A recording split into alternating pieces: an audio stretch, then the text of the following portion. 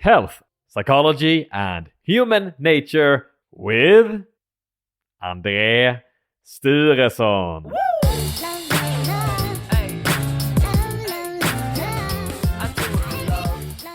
Hey friends, hope you're having a great day. Are you following me on Instagram and Facebook? Please go to Health, Psychology and Human Nature on Instagram or Facebook, or both for that matter, to get the latest episodes, inspiration and more. Please take a pause and go there. Also, if you like the episode, please share it with a friend, family member or somebody else who you think might like it. Welcome back, friends, to Health, Psychology and Human Nature with me, André Sturesson, a science-focused podcast where we explore, learn and improve our lives together. Is breakfast the most important meal of the day? Not so, according to Professor Mark Mattson, who is a leading expert when it comes to intermittent fasting. And in today's episode, you will learn what intermittent fasting is, what processes it starts within us, and how it affects things like health, disease, and other benefits.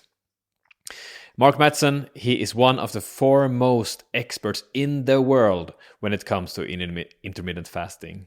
And he has more than 150,000 citations, which is quite remarkable. And the National Institute of Health considers him one of the world's top experts on the potential cognitive and physical health benefits of intermittent fasting. Friends, I really hope you enjoy today's episode. Mark, welcome to the show. It's nice to talk to you today, Andrew. Nice to talk to you too. I've heard that you have perhaps some Swedish ancestry. Is that true? Yeah, I'm more than 70% Swedish DNA sequences. So, and mainly from southern Sweden on both sides of my family. My mother's name before she got married, her last name was Arvidsson. Yeah. So, yep, and I've been to Sweden quite a few times. Great country. Interesting. Thank you for that. Yeah, I am actually from the south of Sweden, so we might have perhaps even have some relatives. It could be. All right. Yeah, today we're going to talk about intermittent fasting, and I know you have been doing a lot of work when it comes to intermittent fasting, so I'm really, really looking forward to talking to you about this. Yeah, I look forward to it too, and I think I'm probably one of the best known people who've done research on intermittent fasting, mainly because a lot of the early research on animals was done in my laboratories. Yeah. For those that have never heard about intermittent fasting before, so what is it that you do? Like practically, what do you do when it comes to what is an intermittent fasting routine? Intermittent fasting is an eating pattern in which there are periods either every day or a couple days a week of having no food intake for at least about 14 to 16 hours. Some people on a daily basis will restrict their eating period to say 16 hours or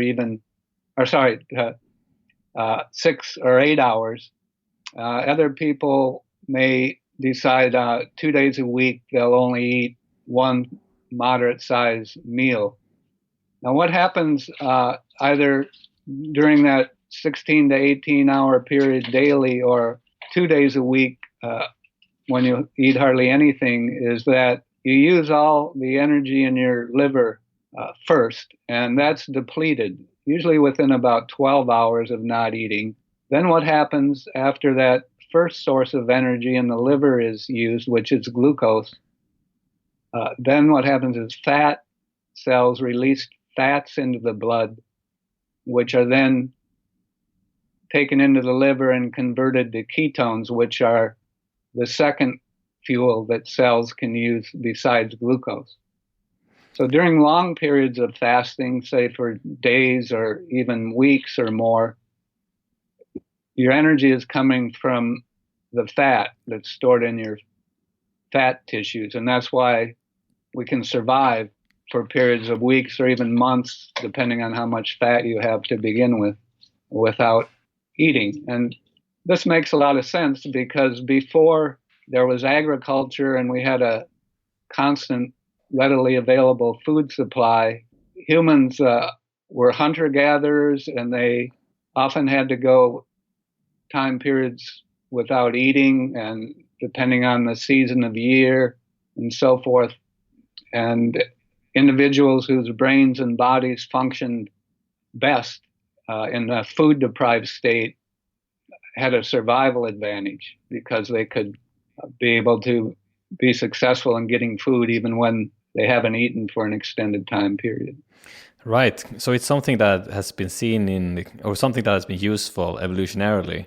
And when it comes to intermittent fasting, then one way to do intermittent fasting then is basically to perhaps not eat your dinner, or you eat the dinner quite early and then you don't eat until lunch the other day. So you're basically don't have anything to eat for 12 to 16 hours, and then you eat all of your food between lunch and early evening. Basically, is that correct? Yes, and for many people, that is the easiest way from a practical standpoint. In that, in general, breakfast is the least social eating period, right? People get up, they eat at home, then they go to work, and then when they come home, they eat together. So, yeah, from a practical standpoint, that seems to be the easiest for most people. Now, one important practical piece of information is that if someone has normally been eating breakfast and then they quit eating breakfast for at least several weeks, even up to a month, they may be hungry and irritable and even have trouble concentrating in the morning. But though that initial hunger and irritability will disappear within a couple weeks to a month, and the person will actually be functioning really well in the morning. So this adaptation period is important for people to know. And the reason is some people may say, well, I have to eat breakfast, or I'm really hungry and irritable. And that's true if they just skip breakfast for one day or 2 days. But once they're adapted, they'll be fine. Interesting. So it might take up to a month before it works smoothly. Yes. Okay, interesting. And even the health benefits that we and many others have been finding in people who switch their eating pattern to intermittent fasting, they take, interestingly, about the same time period to appear. So, for example, improvement in glucose regulation or reduction in blood pressure don't happen right away, at least as far as we can measure. But by 2 weeks, and then much more so by a month, the blood glucose is down and blood pressure is reduced. So there's a lot going on, both from the standpoint of the brain and your hunger perception and your cognitive function, and from the perspective of health indicators improving. Interesting. And what you mentioned before also is that when we don't eat for 12 hours longer, what happens then is that the body uses all the glucose that we have, and then we don't have any more glucose, and then we have to shift and use fat as an energy source instead. And it would be very interesting to know what effects that happen, what effects that has for us, because from my understanding, this metabolic switch starts a lot of different processes within us. Yes, my laboratory, beginning in the late 1990s, and then in the last 20 years since then, has made a lot of advances in understanding what's happening in different organs and in the cells that comprise those organs in response to this metabolic switching. And the conclusions are that during the fasting period, cells adopt a stress resistance mode and a conservation of resources mode. What I mean by that is that they activate mechanisms in the cells and changes in expression of genes and in the proteins encoded by those genes that protect them against stress. The stresses I mean are like oxidative stress caused by free radicals, or even energetic stress, such as occurs, for example, in a stroke or a heart attack. We showed in my lab that in animals, if they're adapted to intermittent fasting, nerve cells in their brain are better able to survive a stroke.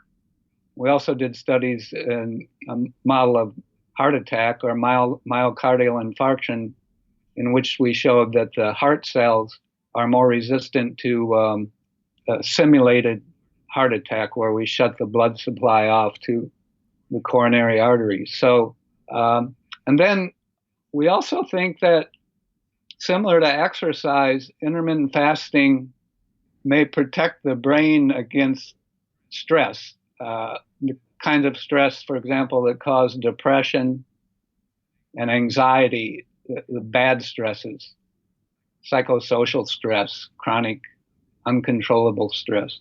Okay, so that's in general what's happening in response to the fasting. But then during the eating period, after the metabolic switch is flipped back to using glucose, what happens is cells then go into a growth mode and a plasticity mode. So, for example, in muscle cells, as you and your listeners well know, regular exercise can increase the strength and endurance of muscle cells. But the cells themselves don't get bigger in size and stronger from the standpoint of endurance during the exercise. It's actually during the resting period that they become bigger and stronger, the resting and eating period. And in the brain, we've found that we think it's during the feeding period after fasting that new synapses, the sites of communication between nerve cells, increase in numbers. We've shown that directly in animal studies. We don't know for sure if it happens in humans, but it kind of makes sense that it would.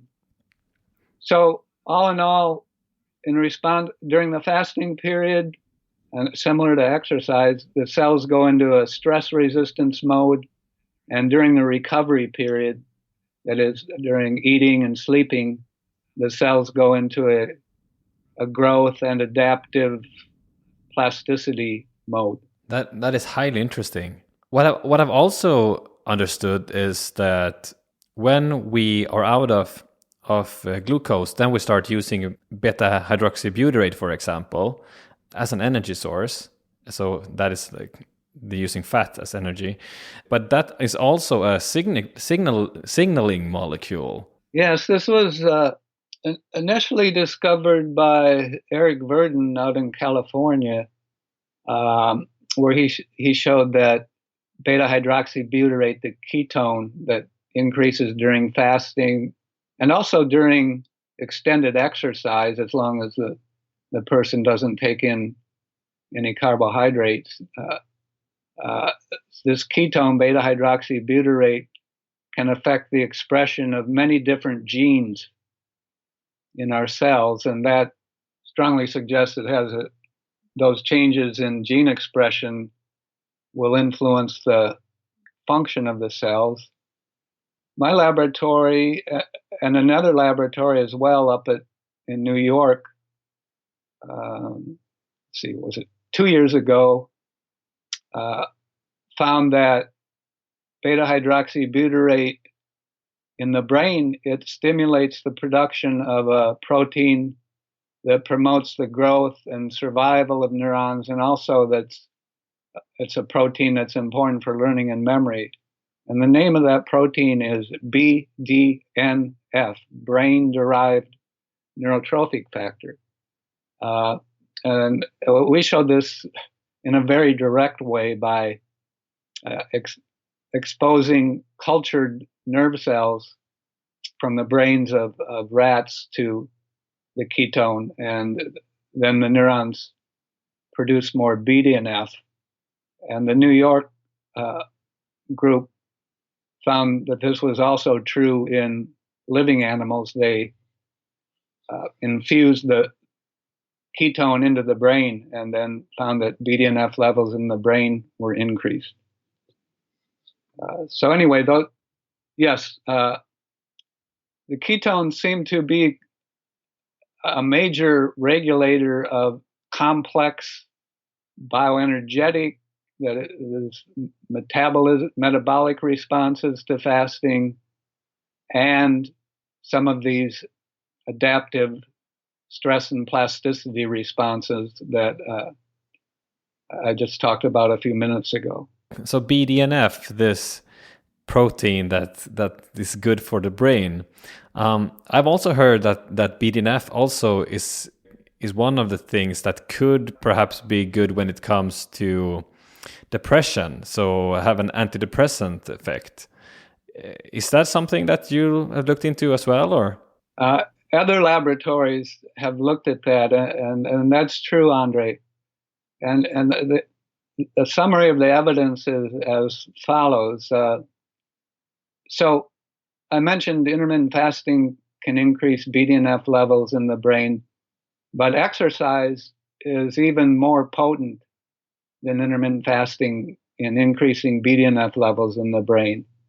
I was looking at although I haven't listened to them all, I was looking at some of your podcasts, and you had one on exercise and depression, and exercise is a very good antidepressant. And in fact, before we started the interview, I was chatting with you about the fact that I was injured in a mountain bike accident and haven't been able to exercise actually for 5 months now. And during the first several months, I started to become depressed from not being able to exercise. And so that's a correlation. Exercise and intermittent fasting increase BDNF in the brain, and they have antidepressant effects. But it turns out that even the most commonly prescribed drugs for depression, which are so-called serotonin and norepinephrine reuptake inhibitors, animal studies have shown conclusively that they increase BDNF levels, and moreover, that increase in BDNF levels is necessary for the antidepressant effects of these drugs. Then finally, the first condition that was shown to stimulate BDNF production in nerve cells in the brain was inducing epileptic seizures in animals. And as you know, for people with depression who haven't been able to respond to drugs or exercise, one of the next treatments is electroconvulsive shock therapy, which is inducing seizures. And in fact, in animals, the electroconvulsive shock will induce a very long-lasting increase in BDNF that lasts for weeks or even a month or more. So this, altogether, this evidence, in my view, strongly suggests an important role for BDNF in regulating mood. I didn't mention anxiety, but BDNF also has an anti-anxiety effect, and anxiety and depression are often closely related. Yeah, for sure. I think one other thing that I think a lot of people hear when it comes to fasting and intermittent fasting is the concept of autophagy. Could you perhaps explain what that is? Yes, thanks for bringing that up. I failed to talk about it. I did mention that the fasting puts cells in a conserve resources mode. And autophagy is a mechanism whereby cells remove damaged and dysfunctional proteins, and even can remove mitochondria that are no longer working. Mitochondria are the energy producing organelle or part of cells. And fasting, and also this autophagy, essentially what happens is these damaged proteins or mitochondria are moved or funneled into a garbage disposal and recycling bin called the lysosomes. And what happens then is in the lysosomes, the proteins are broken down into their individual amino acids. The mitochondria, their membranes and other molecules are broken down. And then the amino acids and other molecules that are still good are recycled. They're used to produce more new proteins. And so in this way, the fasting can clean out the garbage and yet maintain the function and enhance efficiency of function of the cell. That is very interesting. And that only happens when we are in this fasting state and not when we are in a feeding state, right? Or yes, but also exercise.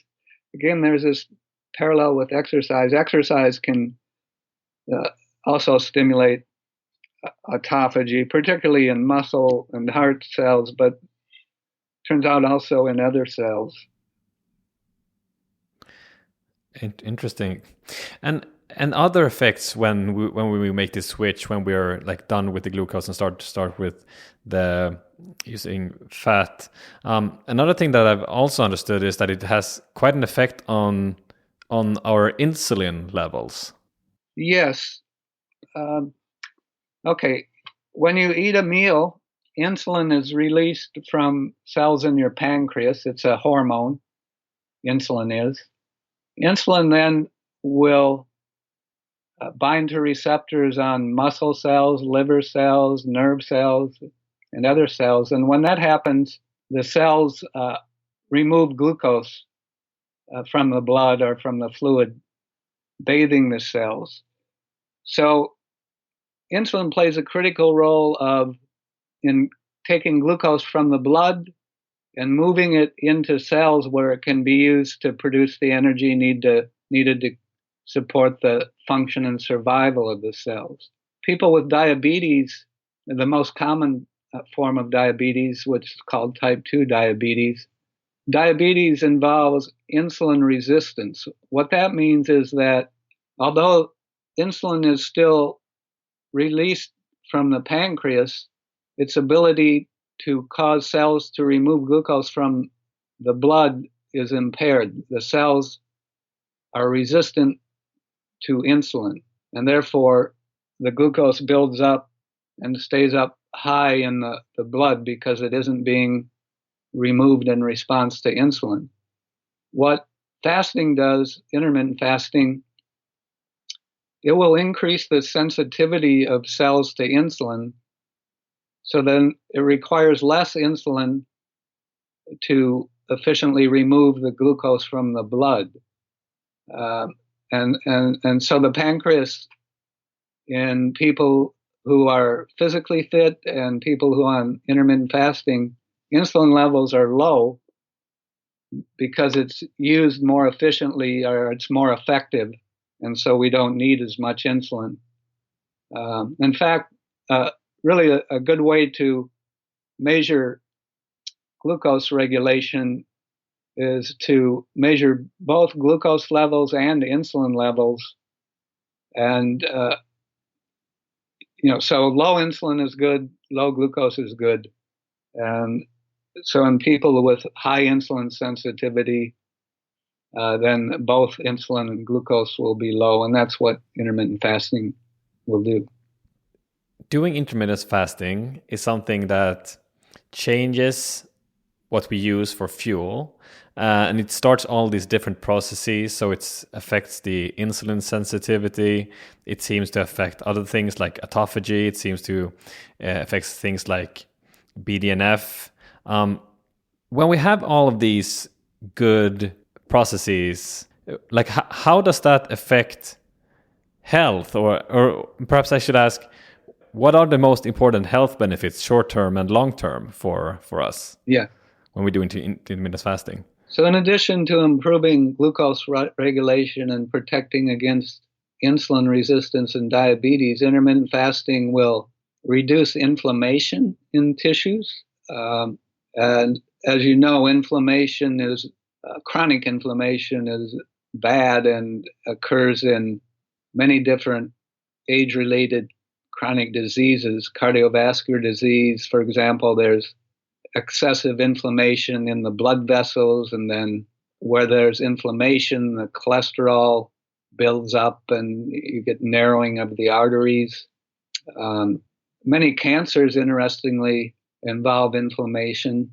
My laboratory has had a lot of focus on age-related neurodegenerative disorders such as Alzheimer's disease and Parkinson's diseases. And in both of those diseases, when we look at the brain, there's increased local tissue inflammation. In our animal models of these brain disorders, we find that intermittent fasting reduces the inflammation and reduces the degeneration of the neurons.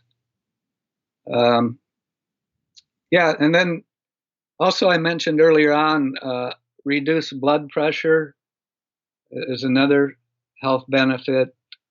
And we think that intermittent fasting will improve cognition, learning and memory, and attention, being able to focus on tasks.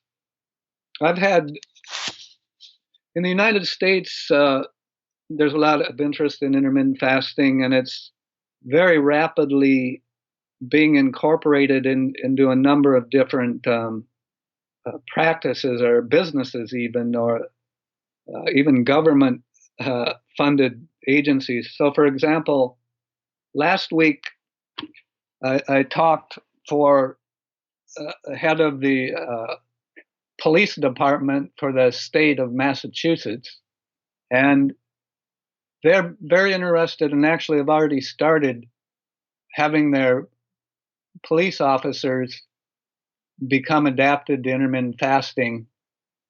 They're interested in general in improving the health, of course, the physical fitness of the policemen, but also their overall health and their cognition and ability to focus on their tasks.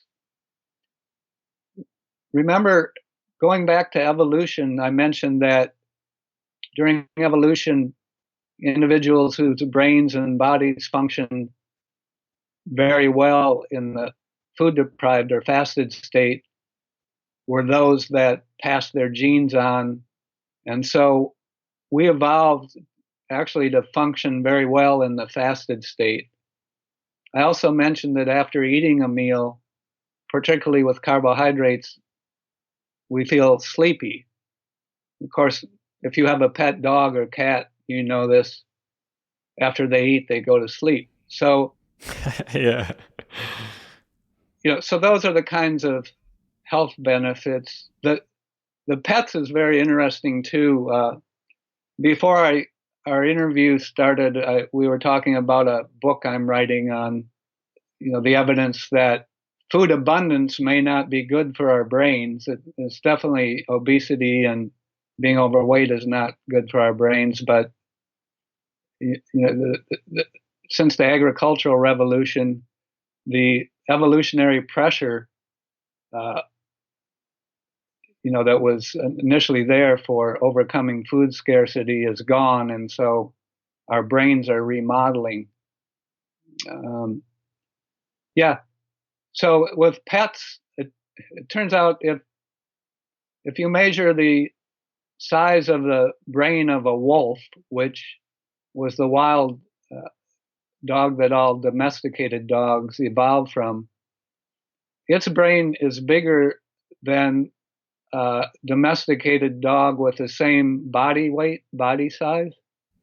So our pets do not have to spend their days trying to figure out how to get food. And that's been going on now for actually thousands and thousands of years since dogs were domesticated, and their brains getting smaller. And I would suggest it's in part because they're not using their brain. They're not moving as much, and they're not using their brain, and therefore it's getting smaller. Mm-hmm. I was also thinking about another thing that has been talked about when it comes to intermittent fasting is longevity.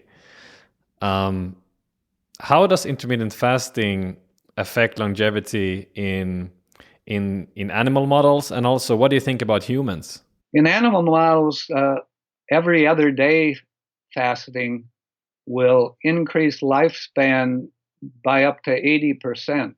Yeah, that's a lot. Yeah, nearly doubling.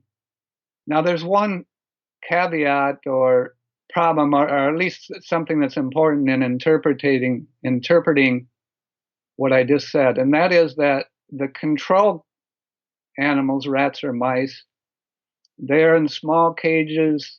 They have food always there, so they can eat as much as they want whenever they want. They don't get much exercise. And so we're taking these rats or mice that, certainly from an evolutionary perspective, are overeating, they're sedentary, and we can increase their lifespan. And it's because we're protecting them against the diseases normally caused by obesity and being sedentary, which in the case of the rats and mice is mainly cancers. They don't tend to have heart disease. But my point is that in animals, intermittent fasting can increase lifespan a lot, but that has to be taken with a grain of salt, or with the fact that the control group to which the intermittent fasting animals are compared are overeating and sedentary. And of course, we know in humans that obesity greatly shortens lifespan, and it's because those people are very likely to get diabetes and very likely to be getting cardiovascular disease, and they're more likely to get cancer. So, yes, I would predict in humans that intermittent fasting can increase average lifespan and will particularly lengthen the life of people who would otherwise become obese, or if they are obese, it can extend their lifespan. Interesting. So when it comes to people that are obese, then if they do intermittent fasting, they then perhaps lose weight. They'll probably lose weight, and then their health measures will probably be better. So then they will probably live longer. But what about if somebody's already healthy, eat quite healthy, and exercise? Do you think that their lifespan will be affected in any way? I would predict probably a little, but it would be a much smaller effect than in people who are unhealthy to start with. The one area where I think the intermittent fasting can benefit otherwise healthy people, besides being another way to reduce risk for disease, is by improving their brain function and cognition. As people are living longer, and as there have been many advances in treating cardiovascular disease and early diagnosis of cancers, people who would previously have died from a heart attack or cancer are now living to be 80 years old or older. And when they get to that age, they're greatly increased risk for Alzheimer's disease, also Parkinson's disease, and there are no treatments that are effective once someone has been diagnosed with these disorders. Based on our research and my knowledge of these diseases and the effects of intermittent fasting as well as exercise, I would predict that even in otherwise healthy people, their risk for these diseases might be reduced by intermittent fasting.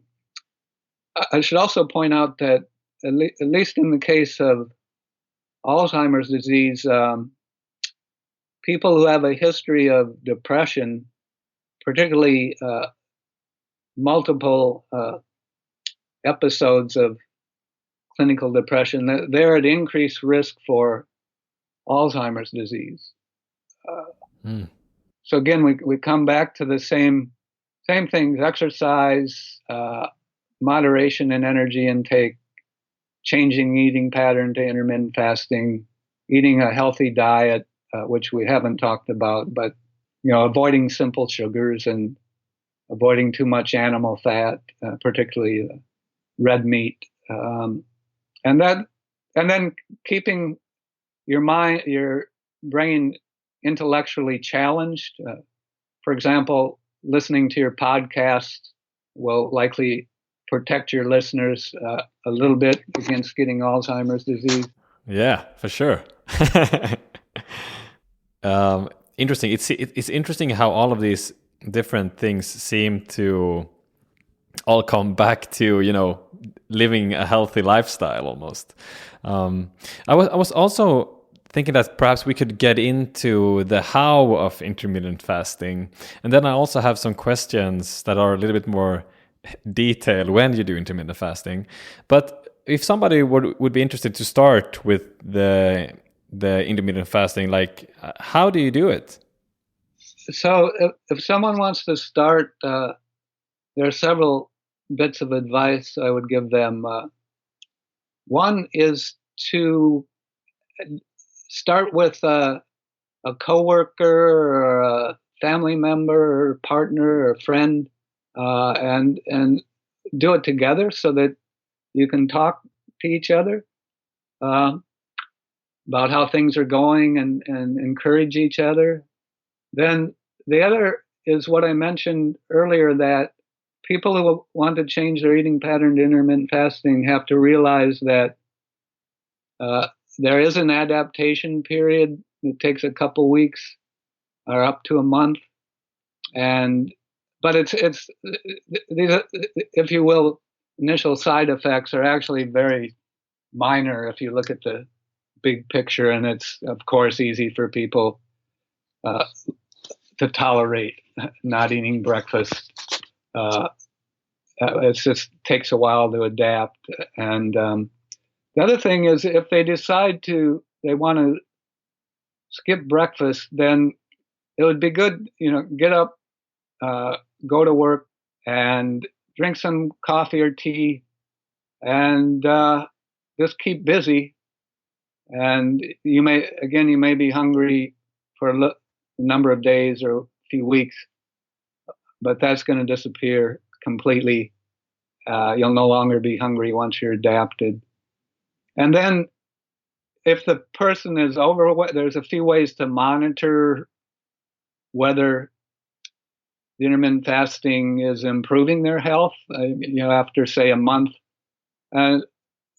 One simply is, if you're overweight, just your body weight, blood pressure is another way. Again, it may take up to a month to see the effect.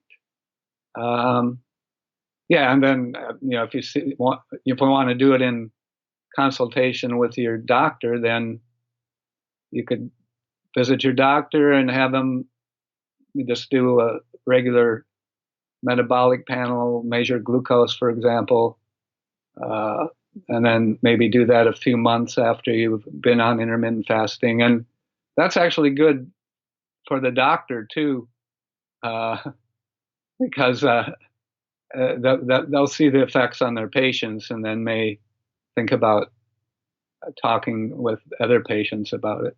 Yeah, for sure. I was wondering, or perhaps I should ask this first. So, I've also heard that you're not supposed to eat during like the 3 last hours in the evening before you go to bed. Yep. Is that true, or?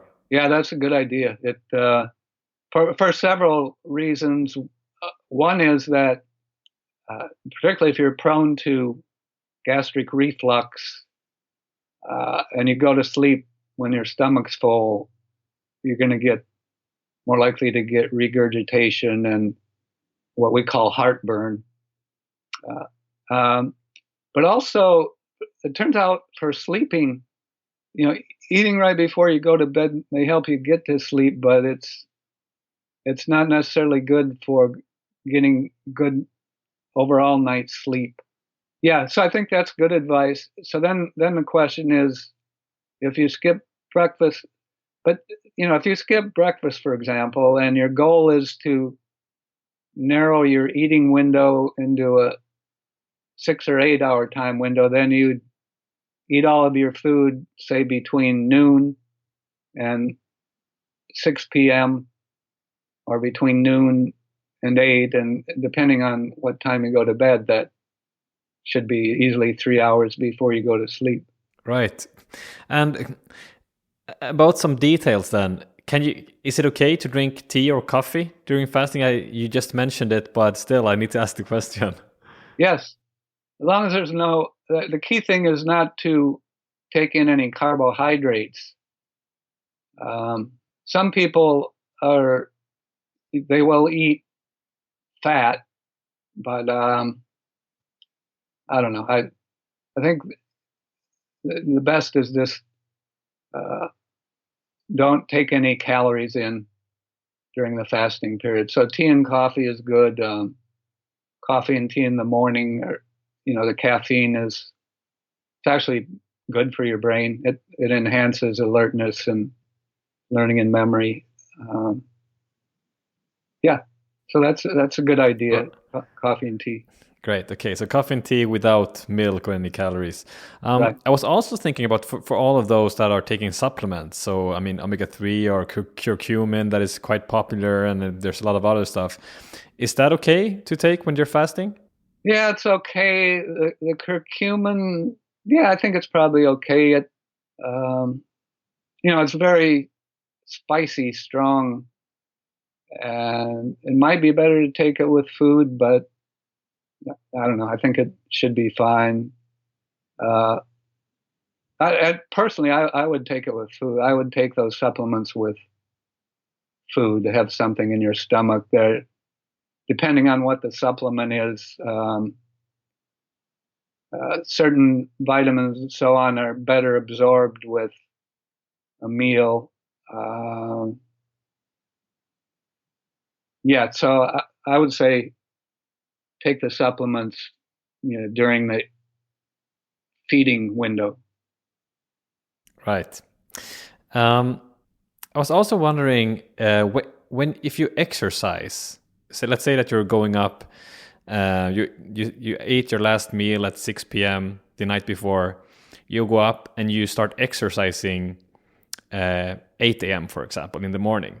What are your thoughts of that and fasting and health and everything? Yeah, that's fine. That exercise during the late part of the fasting period, after the metabolic switch has occurred, the fasting will enhance beneficial effects of exercise and vice versa. We think there's a lot of interest in this in the United States now in athletes. They're mainly just experimenting right now, kind of self-experimentation on, for example, endurance athletes.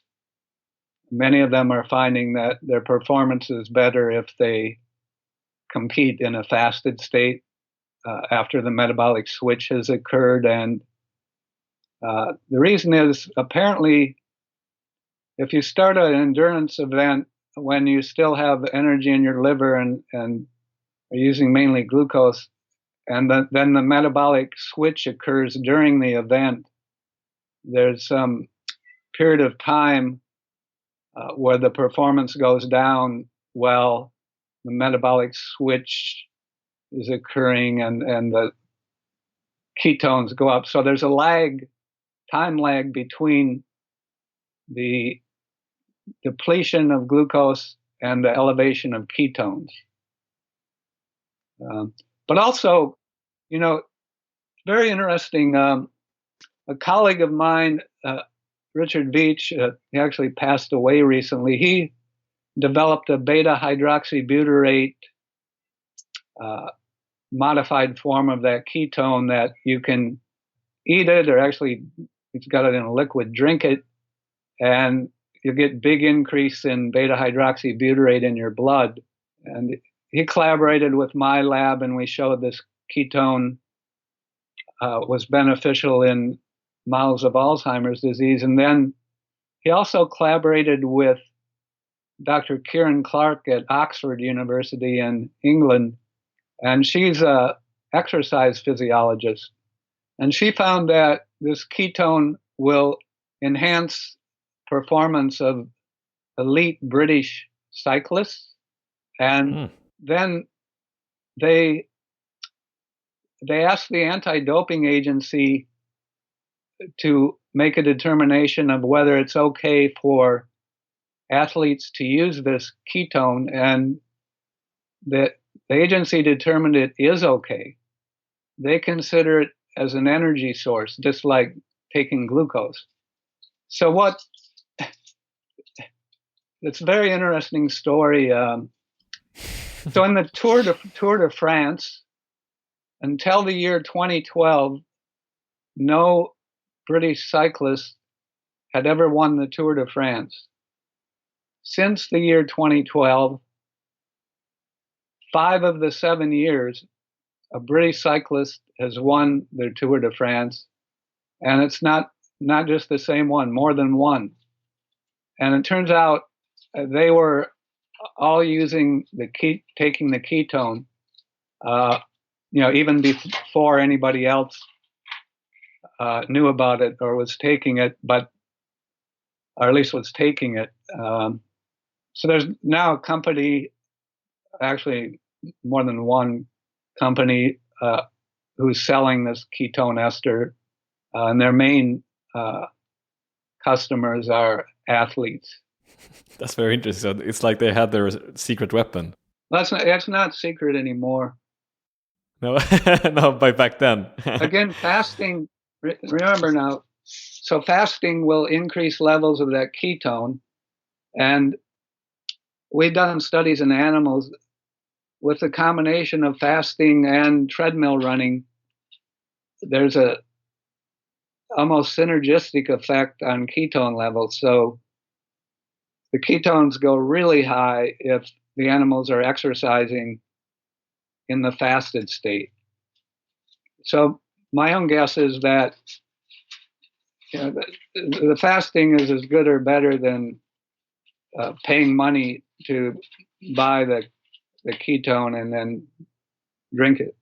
Very interesting. Would you say that it's totally safe to exercise without eating before? Yeah, I think just to err on the side of caution, if people want to do exercise at the end of the fasting period, and they haven't already, for example, been exercising right before breakfast, then maybe get adapted for a month, and then I think it's fine. And they might find that they feel better when they exercise in the fasted state. Right. When it comes to yourself, then, like, how is your regimen when it comes to intermittent fasting? Yeah, well, again, up until recently, so what I do is not eat breakfast and then usually exercise in early afternoon, like 1, 2 o'clock, and then eat all my food, say between, I guess sometimes it was like in a 5-hour time window. I used to do a lot of trail running, and I just my own experience was that I felt I ran better when I didn't eat all morning before I went on the run. That is very interesting. So, and you also said before that it could affect your productivity as well. Is there any studies that have looked at how productive you are in a fasted state compared to a fed state? No, it's based Okay. on the effects. Intermittent fasting we've seen in animals improving their cognition and having an anti-anxiety effect, and actually improving their alertness, and then based on the kinds of metabolic effects that we've been talking about, and their effects on the brain. It gets a little complicated, but there are studies showing that a hormone called ghrelin, which it's called a hunger hormone because it's released into the blood by cells in the stomach when the stomach is empty, and ghrelin enhances learning and memory. So again, we go back to evolution, that it's important for the individual to be alert and functioning well, both physically and mentally, in the fasted state.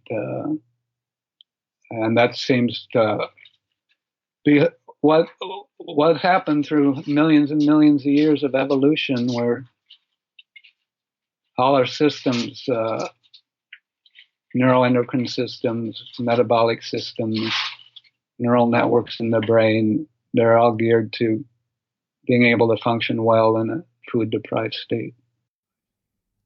Yeah, I mean, it does make sense that if you don't have, like, if you're an animal and you haven't eaten, it does make sense that your body is put on to go out and and find food.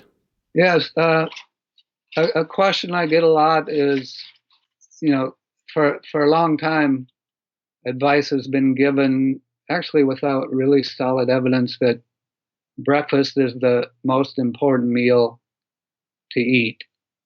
But if you think about that from an evolutionary perspective, animals and our human ancestors before agriculture, hunter-gatherers, they don't wake up and there's food waiting for them. They wake up and then they have to expend both a lot of physical and mental effort to get the food. So, again, from evolutionary perspective, it all kind of makes sense. Yeah, it really makes sense, I think, from an evolutionary perspective. I mean, if you wouldn't be able to go out and get food, if you didn't have any food, that would be terrible, right? Then everybody would just pass away. Yeah, right. If you haven't gotten food for a long time, you don't want to just lay around sleeping, and you better be able to, put the physical effort and cognitive effort. And there's a lot of interesting things.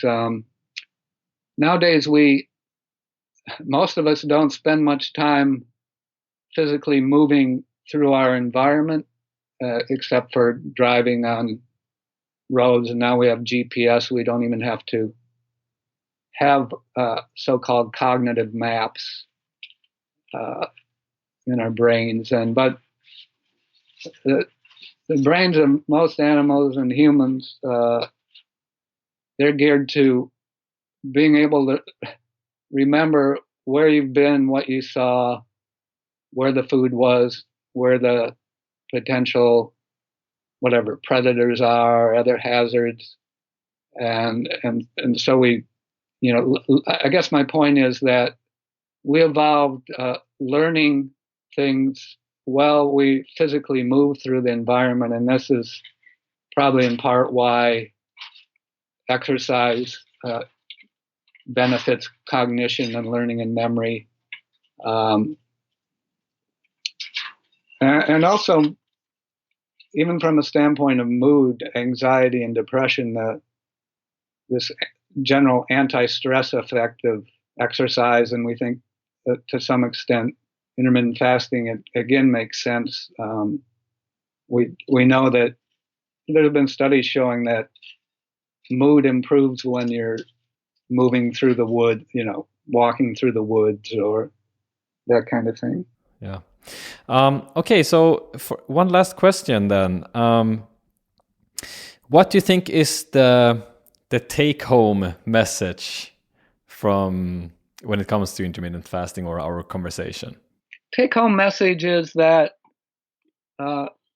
eating 3 meals a day plus snacks, breakfast, lunch, dinner, snack, is probably not the best eating pattern for overall health, and eating patterns that incorporate this metabolic switching can improve health and be a complement to exercise and a balanced, healthy diet, and also keeping busy, which is very important for health, and particularly mental health. So, so those are the take-home message, and also that it's actually pretty easy to change one's eating pattern to intermittent fasting, but the first 2 weeks to a month are kind of the critical period where the person will be a little hungry, but that'll disappear. For sure.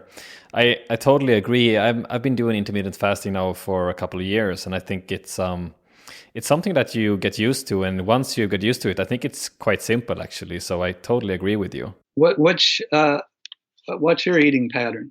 Well, I try to eat within an 8-hour window. So most often I eat like 6 or 7 p.m., something like that, and then I usually eat my breakfast/lunch at around 11 a.m. or something, 10 till 12 or something like that a.m. Yeah, that's good. Yep. And are you exercising? Exercising? Sorry? Do you exercise?